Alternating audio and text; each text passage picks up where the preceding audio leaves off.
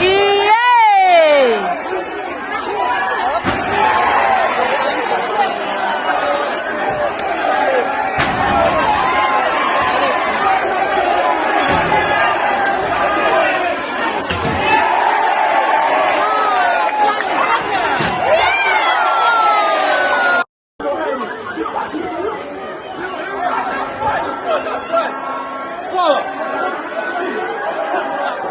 The law. Maybe you can just introduce us. Tell us more about yourself. What do you like doing? What do you like doing for fun before you lawyers take us into this drive into just propounding on what went wrong and what really the law is on rioting. Maybe Mr. Ephraim, you can tell us who really is Ephraim, what is he like doing, and yeah. Okay, like earlier indicated, I'm a third-year law student at the University of Zambia. One of the amazing things that I like to do is to read. So reading here would be, I go beyond, the academic materials that are there, and I read, for example, spiritual books and otherwise. And something that I like to do apart from school is preaching the word of God, really. Interesting, Mr. Ephraim. Yes, it's very interesting that Ephraim and I actually share similar interests. Like him, I also enjoy reading a lot beyond what is there. I'm usually like a curious person. If I'm interested in, for example, something as mundane as why do we brush our teeth often, all right, I'll research on that, read deep, spend 3 hours on that. And like Ephraim, I like reading a lot on spiritual things, spiritual upliftment, sharing the word of God with people, reading the Bible. But I love especially things related to law and justice as a whole.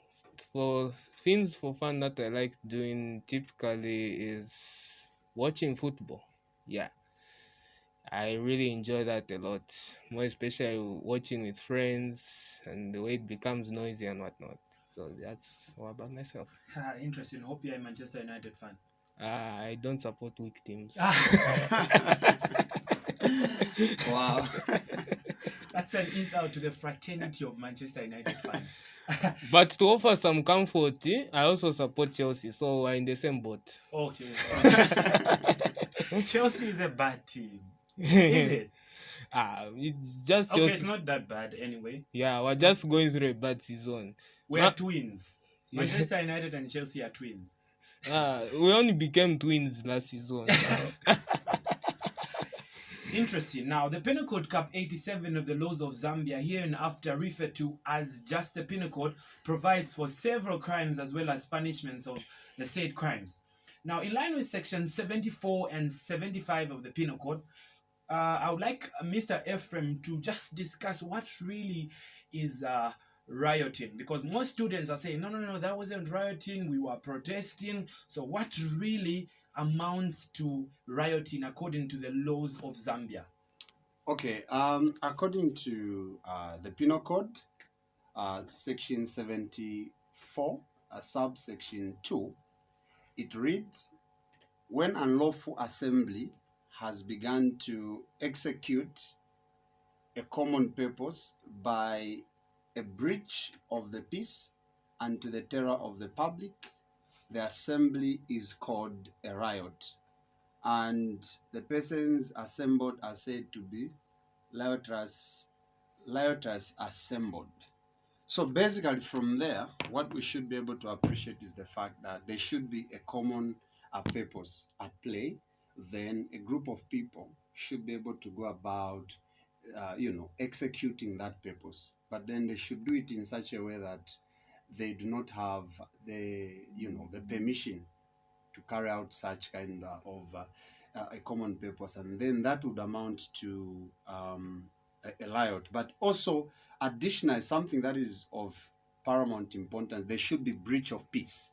And that breach of peace should amount to the terror of the public. There should some form of chaos. There should be some form of confusion. And particularly, there should be breach of peace. So basically, that's what I can say just by merely commenting on what the provisions of the Penal Code says. Interesting synopsis. Now, Martin Luther King once said, "Peace is not merely a distant goal that we must seek, but by means by which we arrive at a goal." Now, one mechanism in which individuals can have their voices heard is through peaceful protests. Now, what is the dichotomy between peaceful demonstration and a riot? Because most students are saying, no, that wasn't a riot, that was us demonstrating. Not until tempers got high, police came through, then it became a riot. So what then is the dichotomy between a peaceful demonstration and a riot? All right, so when we're talking of the dichotomy or the exact difference between a peaceful protest and a riot, we must understand the difference is violence. That's the essential difference between the two. What distinguishes between a peaceful demonstration and a riot is whether or not violence takes place. And we must be reminded that Article 21 of the Constitution gives us the right to assemble, gives us the right to associate, gives us the right to air our views. That's within our rights. And peaceful demonstration should be encouraged. It should be encouraged because we've seen throughout the world that peaceful demonstration has brought out meaningful change, like the civil rights movement that took place in America in the 1960s, led by Martin Luther King, the very one you have quoted, who gave that phrase. He was moved by peaceful protest, and through that peaceful protest, major change was brought about where the discriminatory laws that were there preventing blacks from associating with whites and limiting their freedoms, they were removed, not through violence, not through breaking windows and whatnot, but through peaceful protest. Now, where we move going beyond that into now violence, that's why it becomes a riot, and instead of achieving the goal we intended, we end up destroying people's lives, destroying property, and so many negative things occur. Interesting. I'm gonna pose this question to Mr. Ephraim. I know you as a person who is ready to speak out, especially on areas where people are not allowed to speak out. You're somebody who's free to speak out and somebody who doesn't allow people to sit on him. Now, most students are saying, instead of the real cause of the riot being addressed, they are being pointed at as, like earlier stated, people are being saying these people are rebels and these people are undisciplined. What then is their ideal route? Because students are saying we took the diplomatic way, we sued the Electoral Commission so many times, we tried to engage UNZASU. What then is the most diplomatic way, if not for suing, having talks with these people? Is a riot the way to go? Thank you so much for that wonderful question. First and foremost, I should be able to indicate clearly so that students have got the right to express themselves on issues that concerns their livelihood here at UNZA. However, in terms of expressing themselves, they should be able to do that within the ambit of the law. Now, diametrically transitioning to your question, I believe that there are better ways to express ourselves when issues of this nature do arise. But from what we saw, from the overwhelming evidence that is in the public domain, we were able to see students, throwing stones on cars of innocent people. Now, the question would be, what is, the relation between breaking somebody's car and soliciting for, elections that UNZA to be held? There's no any relationship there, basically. So I should be able to quickly indicate that, yes, there could be some people who are claiming they sued the Electoral Commission of UNZA, A, B, C, D. But you see, everything has got its own time. So they should have just engaged management in a more peaceful way. Unlike going about, throwing stones on people's vehicles. That was so unruly. However, let me also take this opportunity to say that not every student at UNZA is a rebel, but there are those ones that are spoiled, and they should be spotted out, and the law should take its own course. Interesting. What is your view?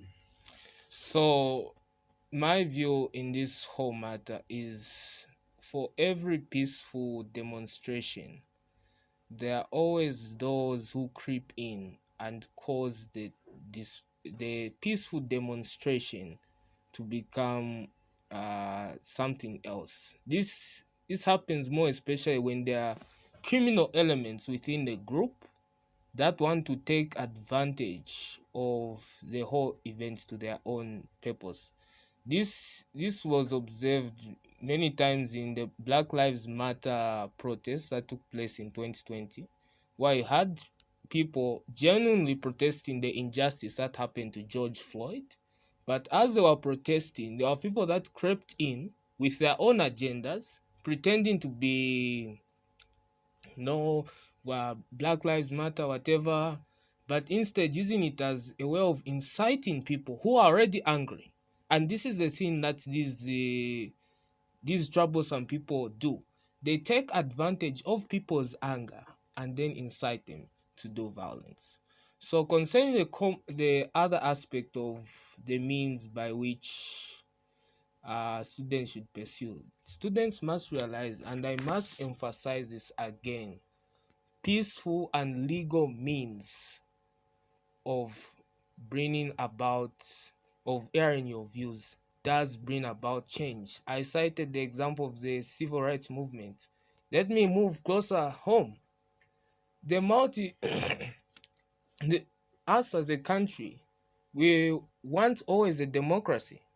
Before 1991, we were under one-party rule. You know how we came to multi-party democracy? It was through people peacefully. Take note of that. It was through people peacefully demonstrating, peacefully saying we need a multi-party democracy, peacefully doing it through all the legal means possible. And what happened? Here we are today in a democracy. Thank you very much. But I'd like to draw you back to Martin Luther King's quote, where he says, "A riot is a language of the unheard." Now, people like Martin Luther King are pushers of democracy. And he's saying a riot is a language of the people who are unheard. UNZA students feel like they have spoken for their rights, they have used the legal means, they have tried to be diplomatic, but they remain unheard.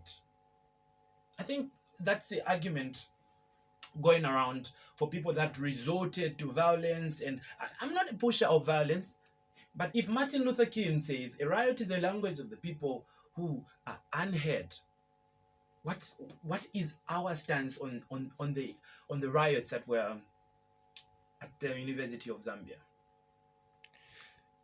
So I will start. So I would say, concerning that, having looked deep into the whole civil rights movement to some extent, the context of that is where, in as much as Martin Luther himself pushed for peaceful demonstration, there were a lot of people on the other end that were doing things through violent means. And those in authority were there pushing and condemning to say, no, they shouldn't go that route. The point of Martin Luther's quote there is to say, look, such things happen when you keep on oppressing people. And this is a point I want to push. In as much as I am a strong supporter of peaceful demonstration, this is a word I say. I hope the UNZASU leadership is listening to this, and all leaders in general take note of this. When you do things that displease the people, don't be shocked or don't be surprised when that anger rises up in them and makes them do things that are even illegal. It's not justifying the riots, it's not justifying any of the violence that took place, but it is putting things into perspective. And this is a way that our leaders here in this great institution, and even the leaders abroad, whether it be our mayors, our councillors, even the president himself, needs to take note of.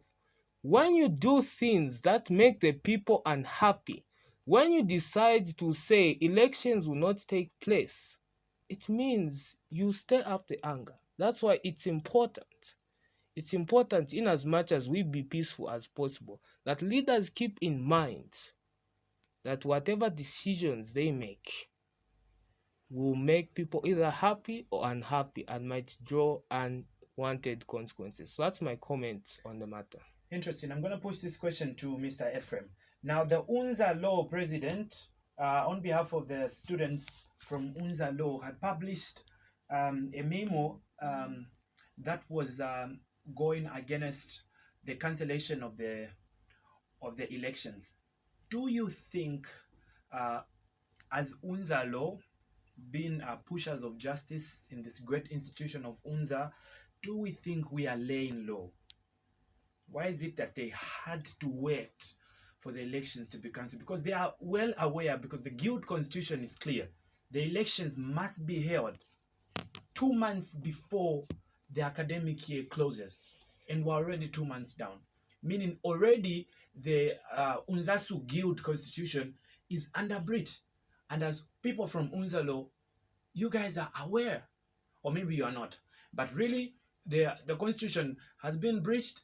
And are we doing enough as students from UNZALAW? Okay, first and foremost, I should be able to indicate that we have representatives as students. And so our representatives are deemed to be our voices. Okay? And so they should be able to demonstrate leadership in terms of ensuring that the right thing at the right time is being done the right way. But from what you've said, there seems to be some dysfunctional leadership. I don't want to dwell on names, but I should be able to indicate that our leaders must be held accountable on some of these things. Because if, for example, they are aware of which they should be aware, and then they don't do anything at all, until something culminates into a riot, that is, it follows that... Sorry to cut you short. Okay. That is how students feel they're traumatized.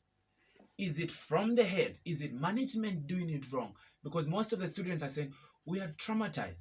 So students are not able to have a voice. Yeah, so basically, there's a leadership expert called John C. Maxwell. He said, everything rises and falls on leadership.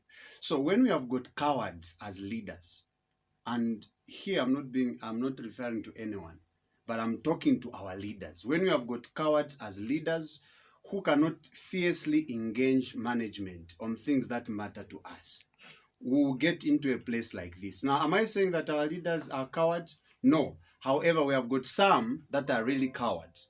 And such human beings really shouldn't even be given positions of leadership, because they needed to engage management early enough. Yes, somebody could argue, well, we did this A, B, C, D, but I don't think much was done. Now people are using the notion that we did A, B, C, D to justify, the unprecedented manifestation of the riot. So our stance should be, our leaders should represent us well. Before us, the students, could come in and ensure that we begin to express ourselves, let those that purport to represent us do what they're supposed to do. But from what is obtaining, some of our leaders are cowards. And when I say they are cowards, I mean just that. Because, we know the fact. They don't speak on most of these issues. When issues like these, that's when they'll try to play to the gallery, giving us an impression. But we need real-time leaders that can engage management on legal grounds, so that things that should be done, Mr. Ephraim, done. Do you think management is ready to hear from the leaders? Because as you are aware, elections were cancelled by a purported, I would like to use the specific words that were stated in the publication from Dean of Students, where they said, I'm not quoting, so don't get me wrong, So where they said the cancellation of the elections, the document that was in publication was not signed by the Electoral Commission, and it was therefore it was void, and they were sorry that that went forward. But do you think management is ready to hear the students out? Because if not for the riots, I'm of the view that if not for the riots, then they could not have come out to amend that situation. And most of the students feel so. Okay, basically what I can say is that management is not an enemy of students. Management is causing us to stay here. We have water simply because management is doing its best. All right? I'm not saying they are perfect. They could be able to have their own flaws just like everybody else. But in terms of that information that stands to be, corrupted, the validity of it is somehow questionable. The question that arises is, in terms of the Minister of Information and Publication, what was he doing? Why didn't he give us information that is verified? You see what I'm saying? All of that trickles to one thing: leadership.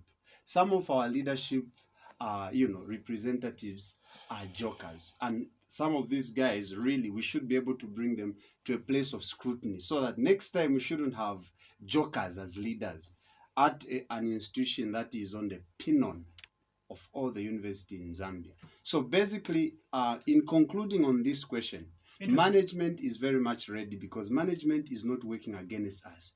They are running this institution to the best of their abilities, but we need to have leaders who can engage management firmly.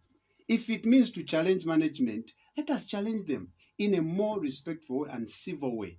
Otherwise, there is no need for us to resort to, rioting because, as you know, University of Zambia is the leading university in Zambia, and it should be able to lead by example.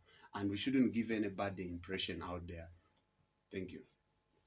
Thank you very much. I'm going to pose this question to Lusekelo. Now, the riot was caused by a belief that UNZASU elections will not take place. Now, I would like to really emphasize on the belief, because a document was released that whether or not elections will take place will then be discussed later on.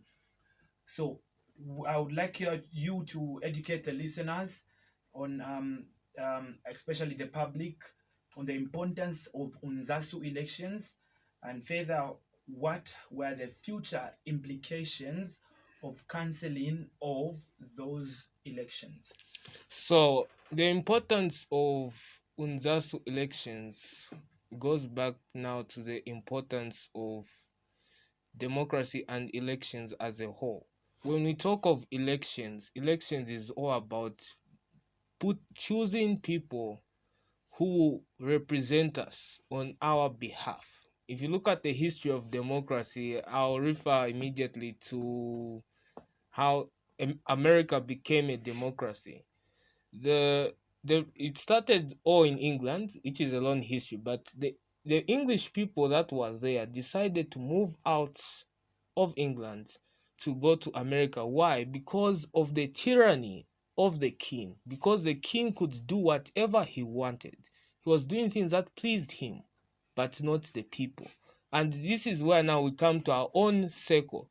Here, the reason why elections are important, it's about choosing people who represent us, people who go before management and table our issues, table our concerns, and help improve this great institution. Improvement doesn't come through leaders who are just chosen without the people's approval. That's why elections are so important. And coming now to the second question concerning the implications. So the immediate implication of elections cancelled is firstly a constitutional breach. It has been made mention, you made mention of it earlier, but I will reiterate it again. Article 64 of the, Article 67 rather, of the UNZASU Constitution states that elections shall take place 2 months before the end of the academic year. The fact that UNZASU could stand up and say we're going to cancel elections is an illegality. And one deadly precedent that was going to set is that the constitution which we, the students, came up with is meaningless. That our voice as students doesn't matter. And another thing that it would be, the implication is that we wouldn't have a union. Because if the elections did not take place this year, we wouldn't have a union next year.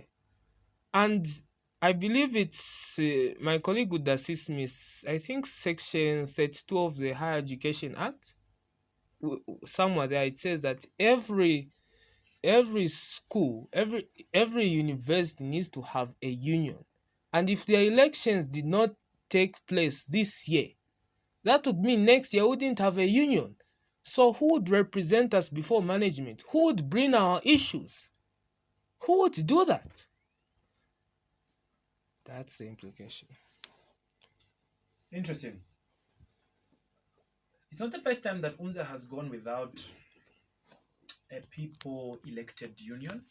Management has brought forth what it is now deemed as an interim union, where people are then selected, would be members like minister, president. These people are selected. Do you think a people-selected union is not so good as an interim? What is your stance on an interim union? Because either way, the constitution as we stand, the guild constitution has been breached.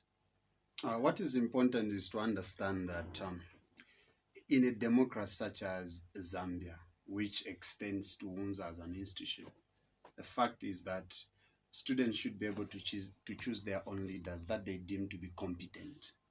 So to now distill that right to a few people that can choose our leaders on our own behalf, for me that is unacceptable. But maybe they are saying we have given you guys a chance to vote for leaders, but each and every time you bring us jokers in your word. Exactly. That's what I was telling you, that we should be able to challenge our leaders. You understand? Leaders sometimes can become too full of themselves and they can begin to advance their selfish interest. We should be able to bring them into accountability. And that is really dependent on us as students to be able to check on our leaders in terms of their performance. But students should be given the chance, the right to choose their own leaders. No one should impose some purported leaders on us. We should be able to choose our own leaders because we are in a democracy. That's basically the underlining point here. We should be able to get in a place where we choose our own leaders, basically. Yes, we should be able to choose our own leaders. So for me, the idea of choosing our leaders on our own behalf, it is unacceptable because apart from it being a breach of UNZASU constitution, it is very, very inimical to the tenets of democracy. So we should never at any point as students accept such kind of illegality. And we should get in a place where we should understand that in a democracy, we should be able to choose our own leaders. And in terms of choosing our own leaders, let us not dance to these political gimmicks where people are busy shouting, ranting as a benchmark for who to vote. We should be able to vote persons to represent us based on competence, based on capacity, proven integrity, and indeed, we should be able to vote character, you understand? But just voting for people who are ranting all over the place, some of the students that we have in form of our politicians, with all due respect, really are demagogues, because after voting for them, they don't even show up. They don't even show up to demonstrate what they are capable of doing or what they have done. So what's the use of having somebody who purports to be a leader who cannot really execute the functions that have been conferred upon them by the people. So basically, no one should choose our leaders for us. Maybe in the past we might not have made good choices, but this time around I think students are ready, and they should be, at least should be able to choose people who have got proven integrity, valid capacity to serve, and the heart for students. Thank you. Interesting overview. I like that. Now, if you are just joining us, this is your favorite law school show, the UNZALAW Focus Radio Show. And I am your host, George Sikuzanimbewe. And we are discussing the legality of the riots that happened at the UNZA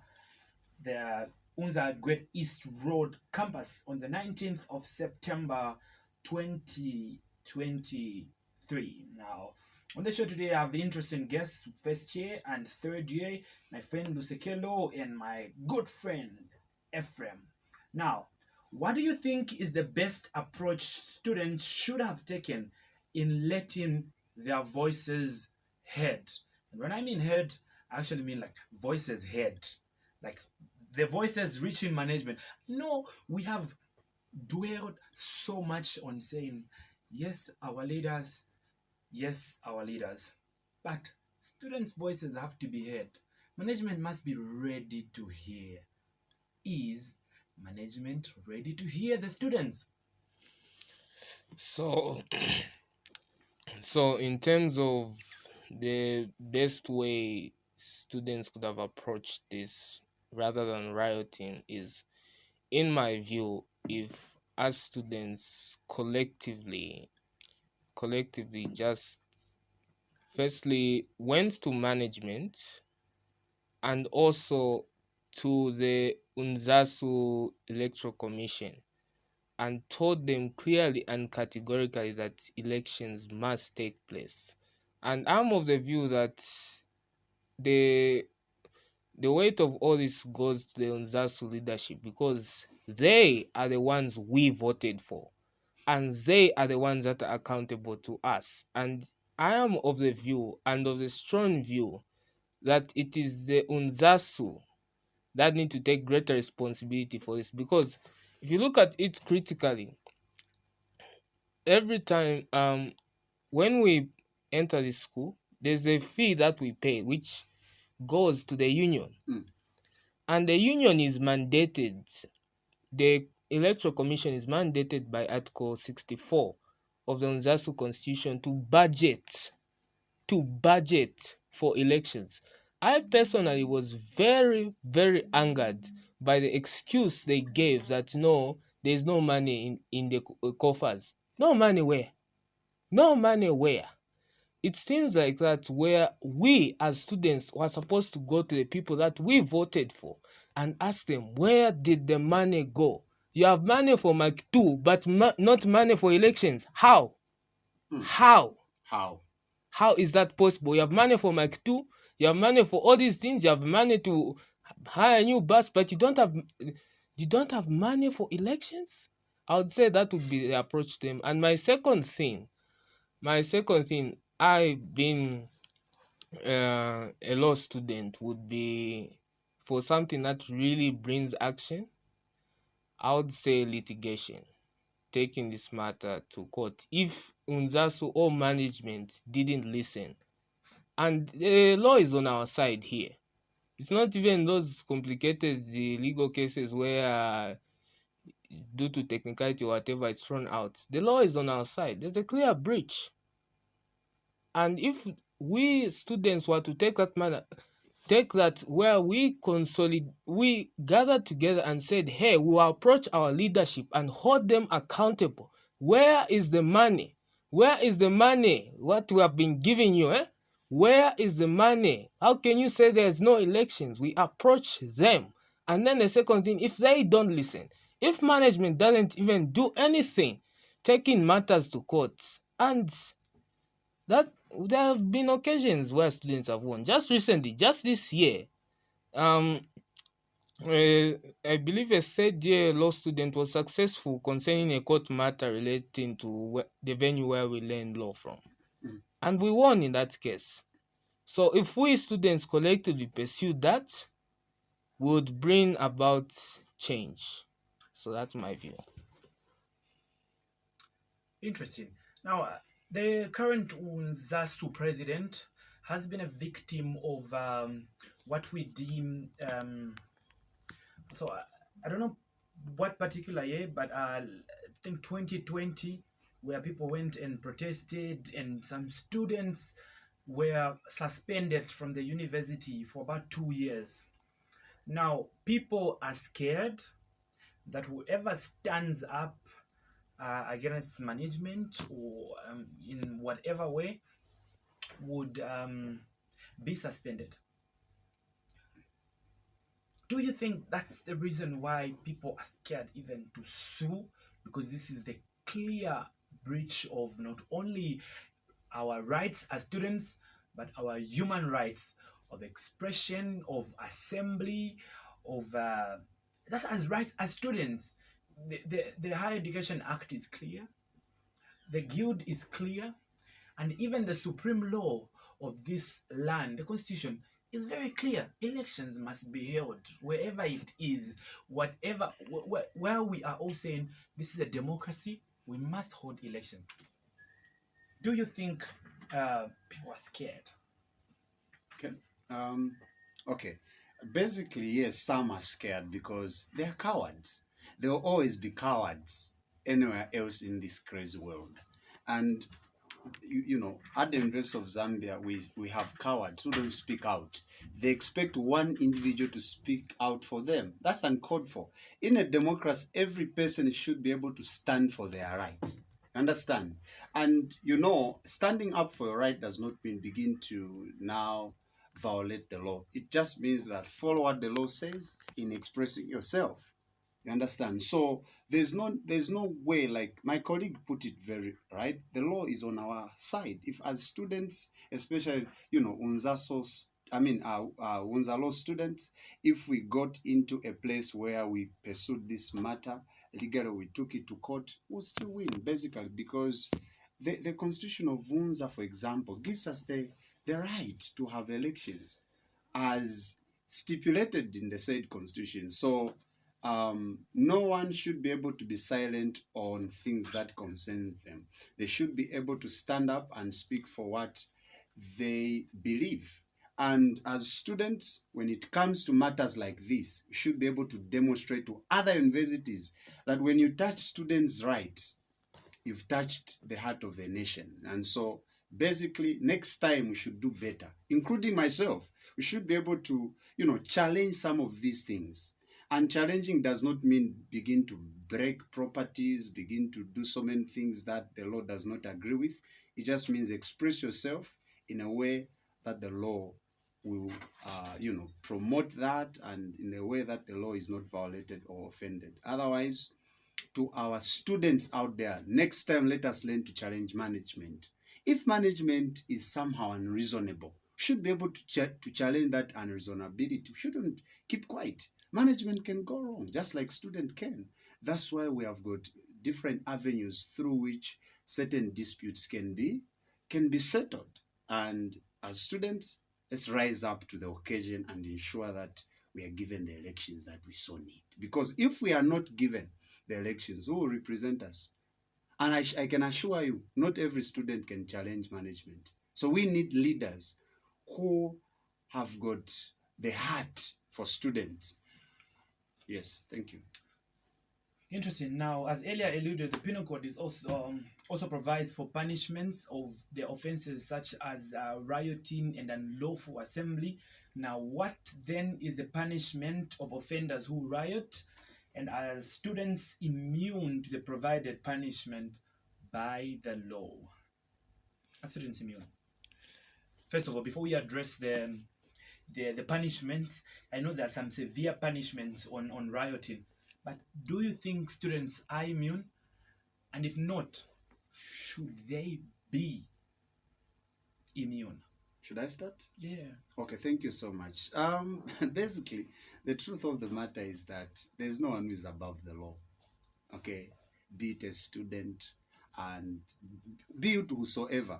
No one is above the law. The only person, as far as I'm concerned, who has got constitutional immunity is the president. So what we should be able to realize is that if students violate the law, they should be able to be accountable, because again, we cannot tolerate illegality. A society that cannot be governed by the law that exists will always be stalked by pandemonium, will always be stalked by crime. So our message to our fellow students out there is that let us avoid by all means possible illegality. And the question that you said, should they be immune? No. If they are made immune, I mean, things will be out of hand. So every human behavior should be regulated to ensure that order is enforced. So basically, that's my take on that. Maybe you can even draw it now to what are the punishments, the offenses of rioting. Okay, thank you so much. The offenses for rioting are very much clear in terms of the Penal Code, section 75. It says, any person who takes part in an unlawful assembly is guilty of a misdemeanor and is liable to imprisonment for 5 years. Yeah. And okay, section 6 also says, any person who takes part in a riot is guilty of a misdemeanor and is liable to imprisonment for 7 years. So basically, according to section 76, if you are found guilty of rioting, you would have to be jailed for 7 years. Interesting. I know it's as lawyers, we do not really care so much on the charge. We find ourselves caring upon when somebody is charged and then they are guilty or they are not guilty. Speaking of the offense of rioting, is 7 years too much of a deterrence factor? And on behalf of students, is 7 years? Because 7 years, if a student goes through the disciplinary hearing, they'll probably give it 5 years or 2 years. And then at national level, again, when you're charged and you're found guilty, you're given 7 years. Is that a form of deterrence? So next time you shouldn't do it. And you think it's justified? Is 7 years too much, or is 7 years too little in this context? So for me, in my view, I would say the law should be written in such a way concerning the charge that there should be leniency based on the gravity of the riot, because if you read through the provisions, it talks about different circumstances of riots. There's riots where there's violence, and then it talks here in section 81 about riots where there's demolition of buildings and where there's destruction of buildings and the like. So I would say the law should be more flexible, I should say, in terms of looking at what exactly is the gravity of the riot itself. That's my view of the matter. Basically, when you look at, I think I'll just concur with my dear colleague, what he has indicated. But as a way of just ensuring that there is order and also decorum at, at different universities, punishments like these indeed should be there, but we should at least be able to incorporate in our law some lenience depending on the gravity of the riot, like my dear brother has indicated. I think he brought the point home. There's not much to say on that. Thank you so much. Interesting. Now, as we conclude, what is your advice to fellow students on today's topic, and how should they conduct themselves in the incoming, if at all it is coming, UNZASU elections? First and foremost, I should be able to say that, yes, the riot maybe might have started very well, and like my brother said, some Maringaras could have gotten into the demonstration or the protest. We should be able to speak on things that really affect us. We shouldn't be afraid. But in terms of expressing ourselves, we should be able to do it within the ambit of the law. Then, as to the elections that we anticipate in the near future, should go out there and vote for leaders that we feel are competent enough, leaders that we feel are bodacious enough to stand to the occasion, to orchestrate the changes that we so need in the structure and in the administration of the affairs of us as students. Otherwise, let us not be cowards. Let us not be afraid of management as much as we should respect management. Let us be able to question some of the decisions by management, but the way in which we do that should reflect our sagacious understanding of the fact that the law should be respected in terms of expressing yourself or standing for any noble cause whatsoever. Thank you so much. It has been Ephraim Wituma. Interesting. I'm going to give it to Lusekelo. What is your advice on fellow students on today's topic? So, firstly, when it comes to rioting, there's one point I want to bring across, which in riots, there's more than the property that is there. There's the human face too. I was interacting with a lot of colleagues who stay here in campus, who, when the riot was taking place, they were truly afraid. They were truly afraid of what was going to happen to them. And I think also of the person who runs that business at UNZASU and all the other businesses that are ransacked. We're not talking of rich people here. We're talking of Zambians who are trying to make ends meet. Now look at where they are now. They have no thriving business. And look at the students now. The things that used to benefit them are no longer there. And I want us, when it comes to expressing our views, let us use peaceful means, primarily for the human face. Because think about, I was saddened by one of my colleagues talking about how they were so afraid. Some even went through panic attacks because of what was happening, the burning of doors, breaking of glasses and everything. So students, please, if you want to bring out your views, do it peacefully. Don't resort into rioting, into destroying property. You are hurting people. And concerning the elections, which I say should take place, it's not even an option. It must take place. I will say that students, please ensure that the people that you're supporting, the candidates are supporting, are people who actually care about democracy, people who actually care about your opinion. Don't vote for people who will shout for you that yay, yay, yay. Then come election, once they enter into power, they forget about you.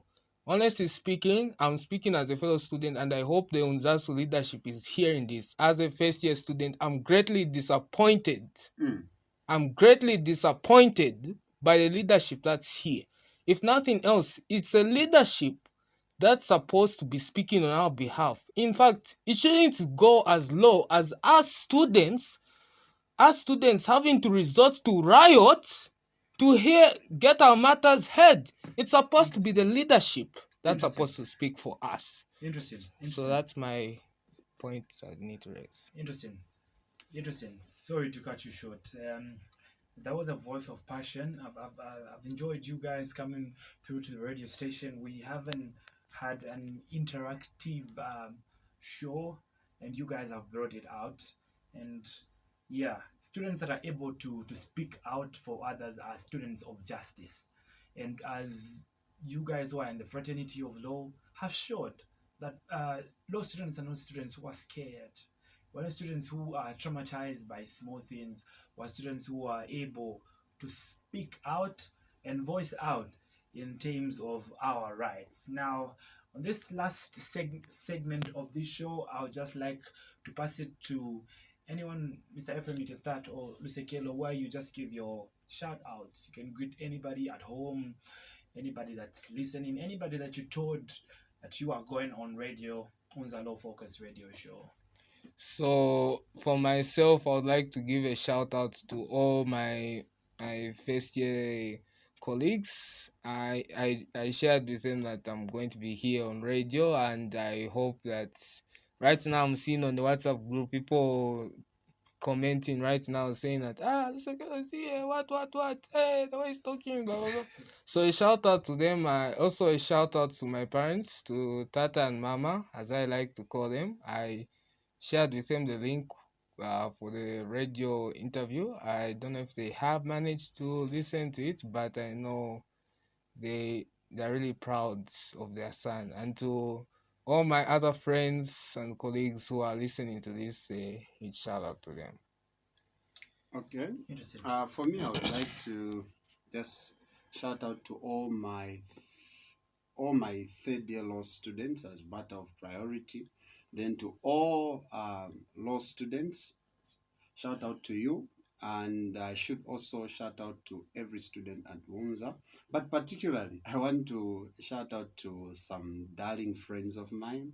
I'll start with Mr. Amo, a good friend of mine, and then I extend this to NLS Spiri, Ivy Mshaike, Diana, and the list is endless. Otherwise, it has been a very wonderful interaction. Thank you. Interesting. This has been George Sikuzanimbio. Make sure to join us on next week's segment of Law Focus Radio Show.